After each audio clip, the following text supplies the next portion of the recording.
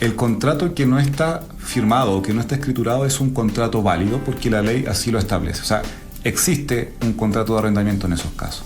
El problema es que, o quizá diciéndolo de otra manera, eso trae más problemas que beneficios, ¿ya? Es válido el contrato de arrendamiento, pero le va a generar una serie de problemas, en este caso, a ambas partes, ¿ya? El primero que tiene que ver con un problema probatorio en el caso de que exista algún conflicto que más adelante se judicialice, como ya lo he dicho anteriormente. Pero también existen casos específicos en los que podría eventualmente traerme o generarme algún problema como arrendador, como dueño del inmueble, si es que yo no escrituré el contrato. Por ejemplo, en el caso del procedimiento monitorio. Y lo hablamos con Patricio Mesa, abogado y socio del grupo Defensa.cl. Patricio, ¿cómo estás? Buenas tardes. Buenas tardes, yo muy bien. ¿Cómo estás tú?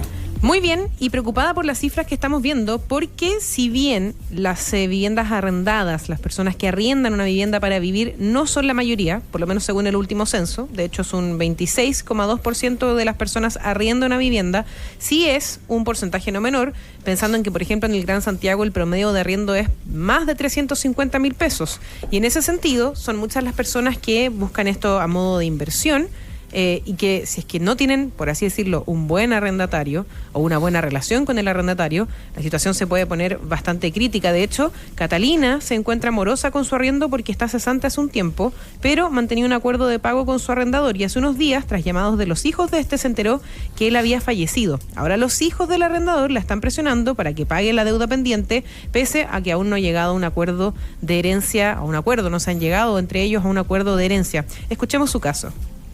Hola, buenas tardes. Quiero contar mi caso porque yo arriendo una propiedad hace como 5 años, pero hace poco me echaron del trabajo, hace unos meses, y me ha costado, la verdad, seguir pagando, y me entero que el dueño de mi propiedad falleció. Entonces he estado presionada por los herederos, que serían sus hijos, de pagar, y no he podido llegar a acuerdo. Me gustaría saber qué pasa en esos casos, cómo hago para llegar a algún acuerdo, quién en ese caso queda como el dueño, si es que todavía no se ha solucionado el tema de la herencia. Muchas gracias.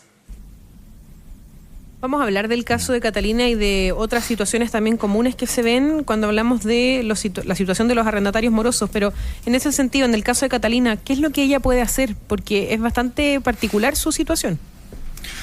Sí, efectivamente. O sea, acá, son varias cosas en realidad, porque este caso en particular toca aspectos que tienen que ver, con el contrato de arrendamiento, pero también con el tema del derecho de herencia. Entonces, bastante interesante justamente analizarlo desde esos dos enfoques, ¿ya? Yo le diría a Catalina, lo primero que tiene que tener presente, ¿ya? Y a todas las personas, obviamente a todos los auditores que nos están escuchando, los efectos que se producen en un contrato de arrendamiento cuando fallece, por ejemplo, en este caso, el arrendador. ¿Ya? Claro, puede el existir, dueño del inmueble. Exactamente, el dueño del inmueble. Puede existir la legítima duda y algunos podrían pensar que eso funcionaría como una causal de término del contrato de arrendamiento, ¿ya? Y la verdad es que si eso no está estipulado expresamente en el contrato, entonces no produce justamente el fallecimiento del arrendador el término del contrato de arrendamiento. Todo lo contrario, este sigue vigente, ¿ya? ¿Qué significa esto? Que como sigue vigente, todos los derechos y las obligaciones que tenía el arrendador van a pasar en este caso, ¿no es cierto?, a sus herederos legales.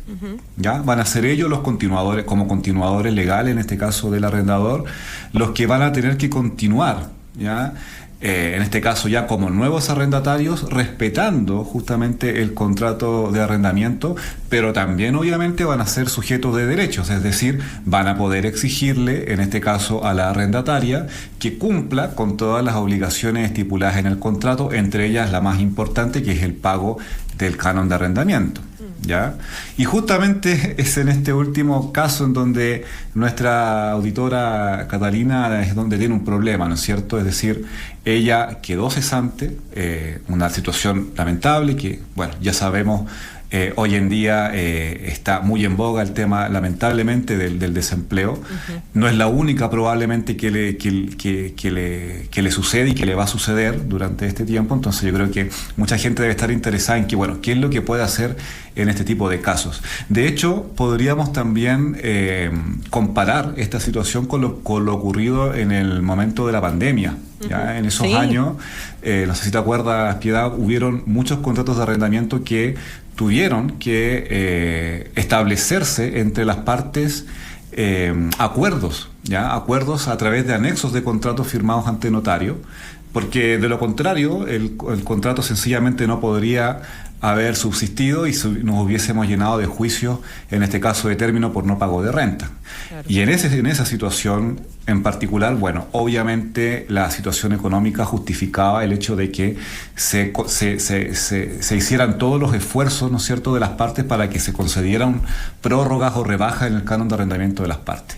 Bueno, ¿cuál es la forma de poder solucionar esto con el arrendador? En primer lugar, a través de anexos, ¿ya? O sea, a través de un anexo que lógicamente tiene que estar como recomendación nuestra por escrito y autorizado ante un notario, ¿ya? Ese anexo va a formar parte justamente de las obligaciones del contrato de arrendamiento. Entonces, si por ejemplo Catalina llegó a un acuerdo con el arrendador y ese acuerdo lo dejó estipulado justamente en un anexo por escrito y firmado ante notario, bueno, eso va a ser una prueba muy contundente que le va a permitir incluso poder mantener ese acuerdo. Exactamente, claro. Mantener ese acuerdo y obligar a los herederos a mantenerlo, ¿ya?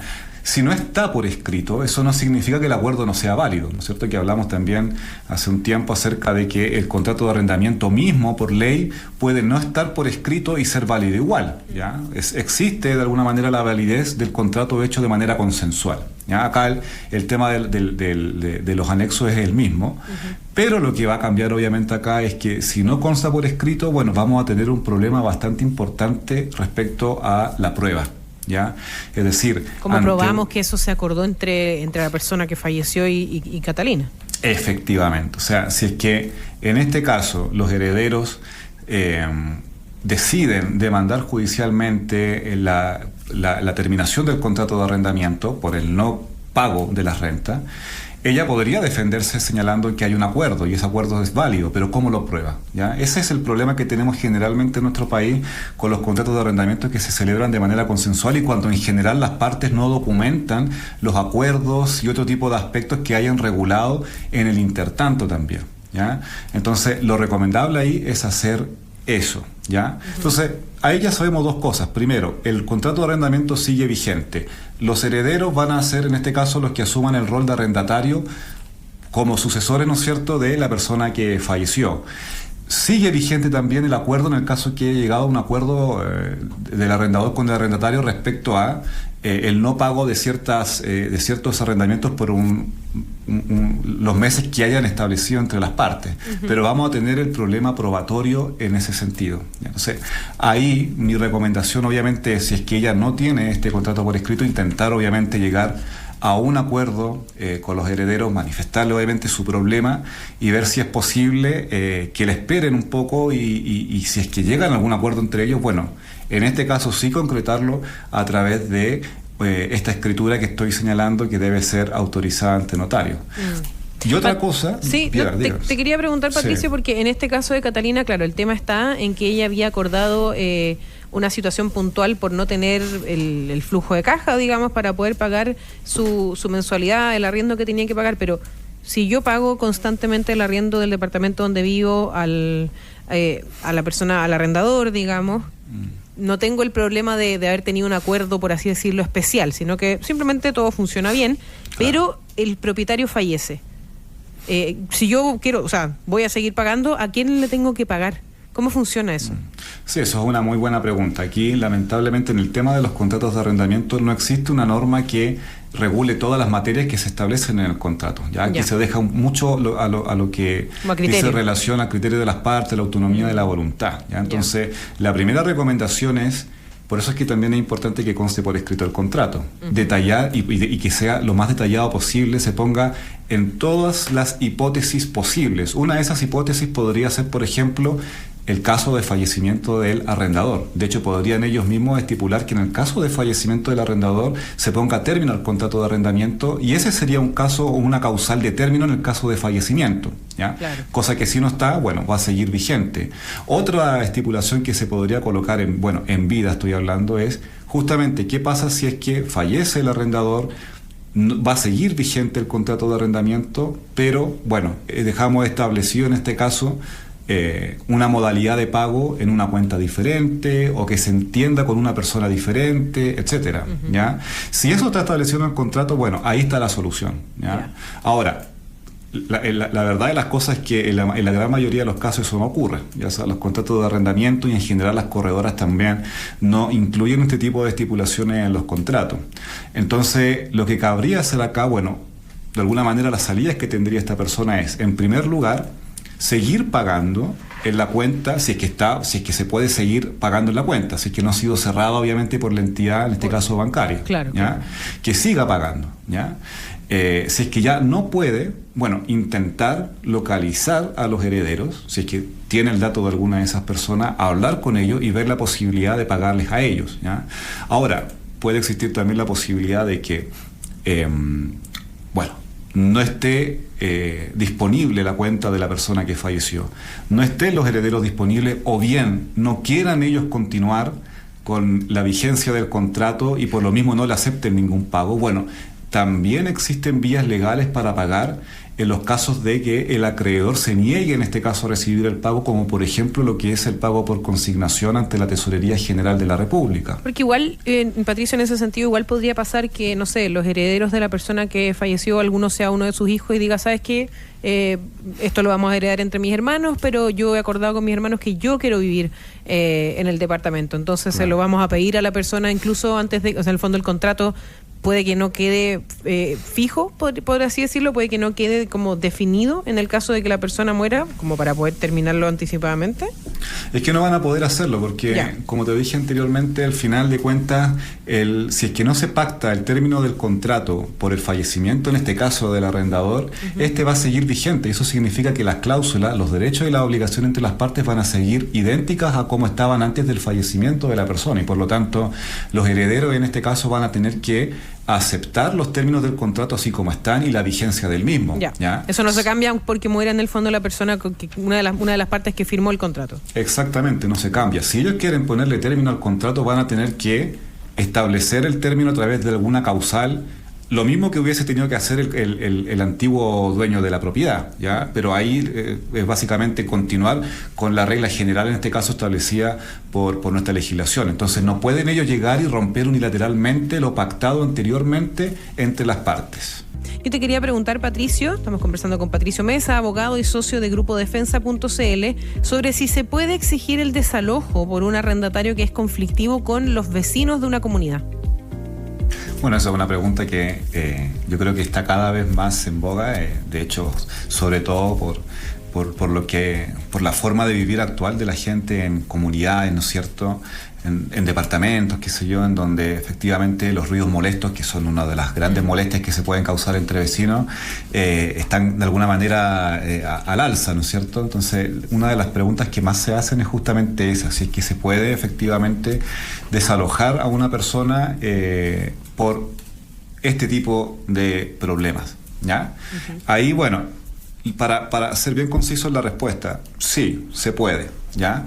No es tan fácil, pero se puede, ¿ya? ¿A través de qué vía? Bueno, se puede, como lo he dicho y como también lo hemos sugerido muchas veces, a través de la vía de la documentación, de la escrituración, del contrato, del detalle, ¿ya? Es decir, de dejar estipulado, por ejemplo, en el contrato como causales de incumplimiento del contrato de arrendamiento, en este caso, entre otras cosas, el causar molestias a los vecinos a través, por ejemplo, de ruidos molestos u otros actos, ¿no es cierto?, que sean considerados de una magnitud parecida y que de alguna manera, si es que llegan a ocurrir, van a facultar justamente en este caso al arrendador para poder pedir el desalojo vía judicial, pero a través de esta modalidad, ¿no es cierto? Es decir, no es que la norma establezca la hipótesis puntual de el vecino molesto, ya, como para decirlo de alguna manera, sino que hay que incluir este tipo de situación, así como otro tipo de situaciones que también entre las partes pueden pactar,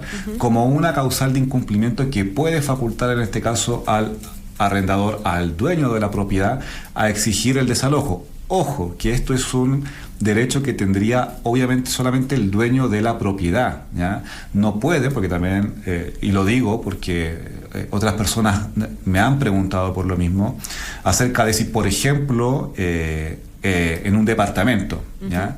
La administración o bien los vecinos podrían exigirle al dueño que desaloje en este caso al arrendatario.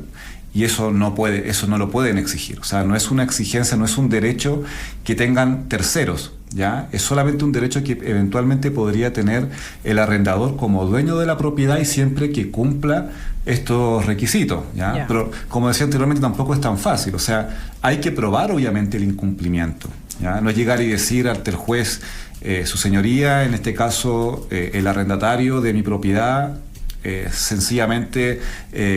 tiene la radio o la televisión con el volumen por encima de lo permitido. No, o sea, ahí hay que acompañar. Harto problema, por lo general. Genera Sí. muchísimos problemas, ¿ya? Pero ahí obviamente que va a ser... de alguna manera el tribunal va a acoger de muy buena manera el que se acompañen, por ejemplo, las actas en los comités, qué sé yo, los mismos reclamos que se hagan ante la administración. De repente también hay departamentos que cuentan con estos instrumentos que detectan justamente los decibeles como para saber si es que están por encima de la norma permitida.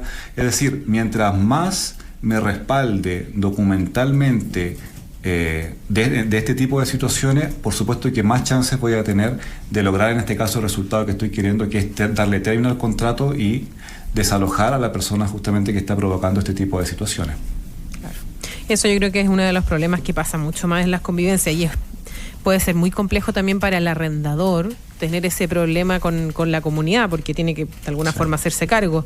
Ahora, también hay otro problema que pasa muchas veces con los arrendatarios, que es cuando dejan de pagar los gastos comunes. Y si es que se van, termina el arriendo y se van y queda esa deuda, ¿qué es lo que pasa ahí? ¿Tiene que hacerse cargo el propietario? Lamentablemente sí.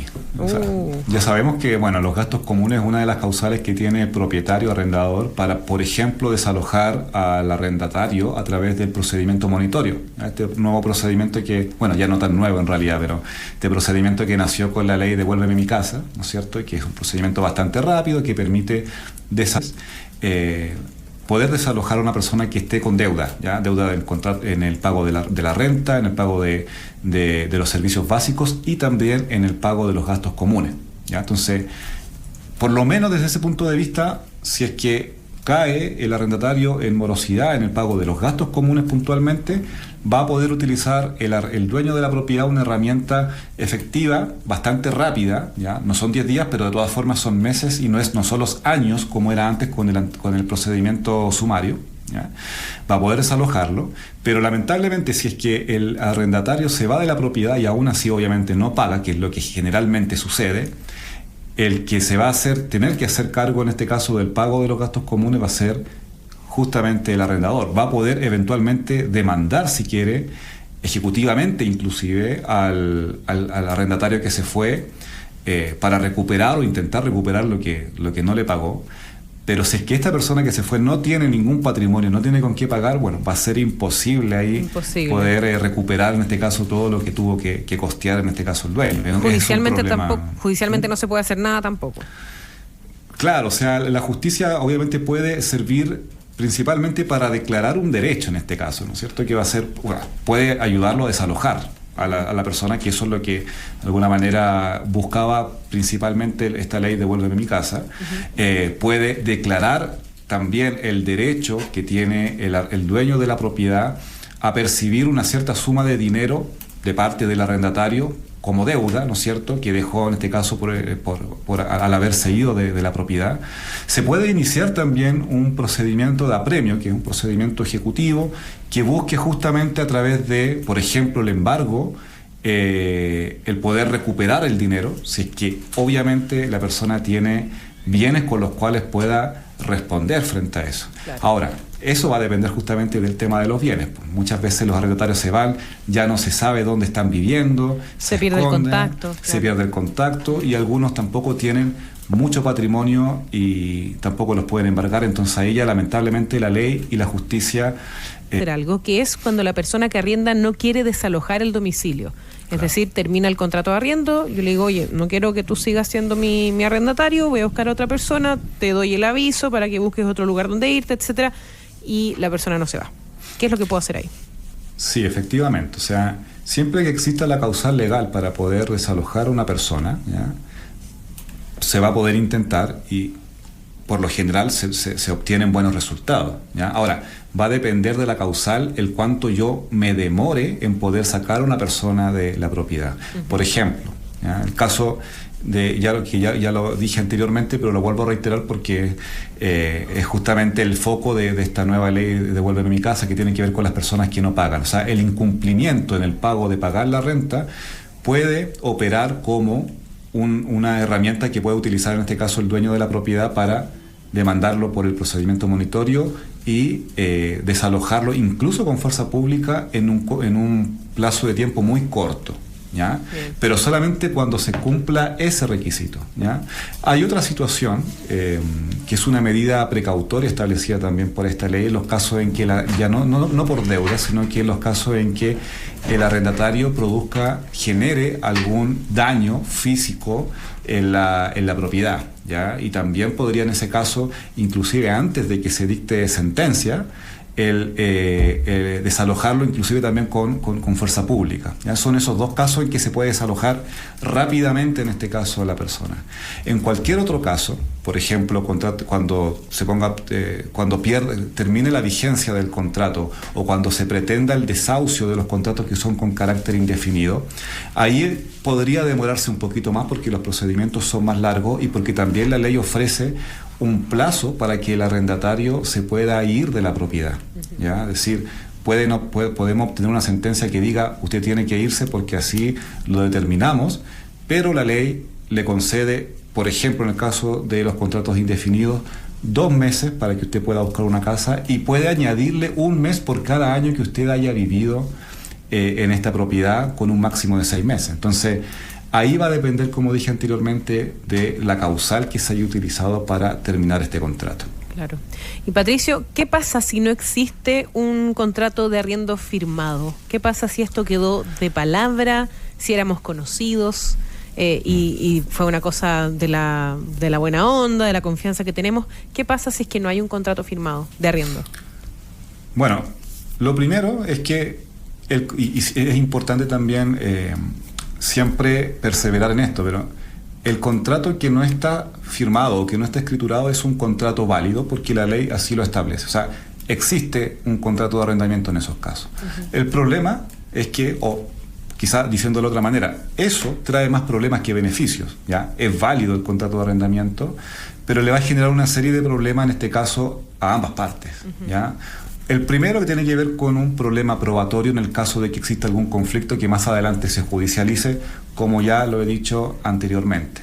Pero también existen casos específicos en los que podría eventualmente traerme o generarme algún problema como arrendador, como dueño del inmueble, si es que yo no escrituré el contrato. Por ejemplo, en el caso del procedimiento monitorio, ¿ya?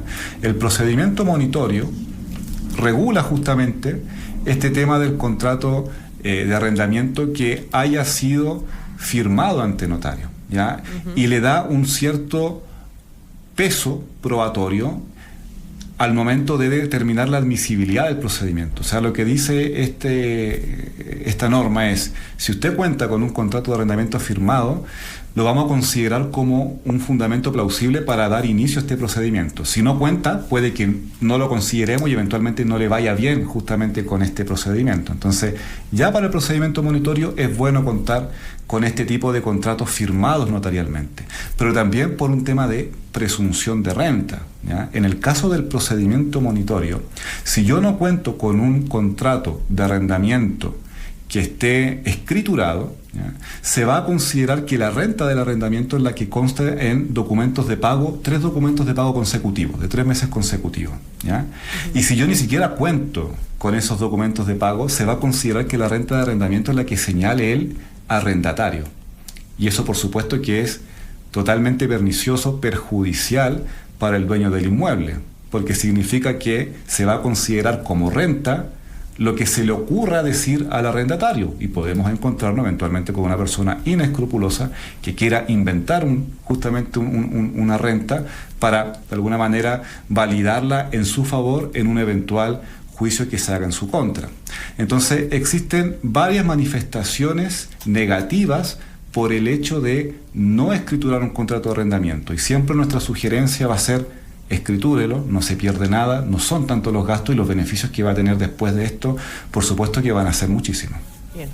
Y yo creo que esa parte es importante también tenerla en consideración, porque el procedimiento monitorio, como decías tú, es lo que justamente nos puede ayudar en estos casos de lo que pasa si es que finalmente, claro, tiene validez legal o no para demandar el desalojo de un arrendatario cuando hay un acuerdo que es solo de palabra. Entonces, ¿eso pasa mucho? ¿Hay muchos acuerdos de palabra o hoy en día por lo general las personas hacen todo de forma ordenada y legal?